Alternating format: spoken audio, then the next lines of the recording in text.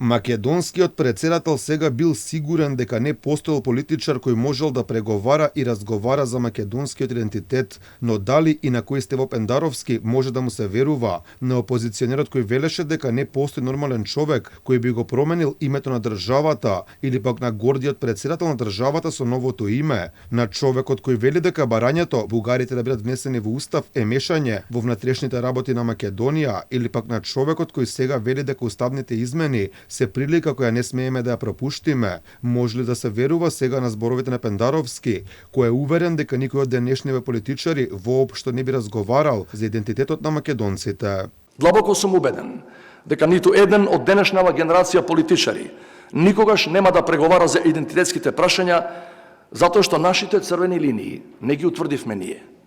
Нив одамна ги имаат утврдено оние која формира оваа држава во 44-та со државотворните акти на првото заседание на АСНОМ. Доколку се видат предходните изјави на Пендаровски, особено и повеќе од болните теми за македонците, како што е промената на името и бугарските уцени, тешко дека може да му се верува на председателот. Пред повеќе од 2 години уставните измени беа мешање во внатрешните работи на Македонија од страна на официјална Софија.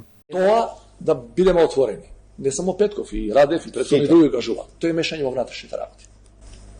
Точка. Сега промените во уставот станаа шанса која не сме смееле да ја пропуштиме.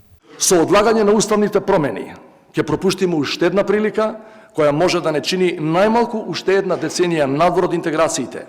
Пендаровски, кој сега е уверен дека никој не мога да преговара за идентитетските прашања, пред 8 години беше сигурен дека не постоел нормален човек кој би договорил промена на името на државата. И сите слободарски граѓани, колку год да звучи као фраза, душата ќе му извадат на тој што евентуално би го потпишал тоа.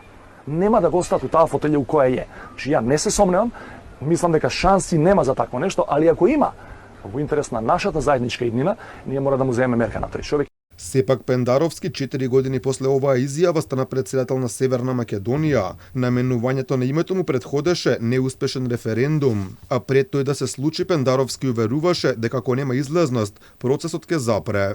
Доколку референдумот не успее, тоа значи нема излезеност. Што е последицата? Процесот запира тука. Македонија и сите македонски граѓани знаат што следуваше по овие изјави. Пендаровски беше еден од најекспонираните поддржувачи на договорот од Преспа, промената на името и заговорник на референдумското да.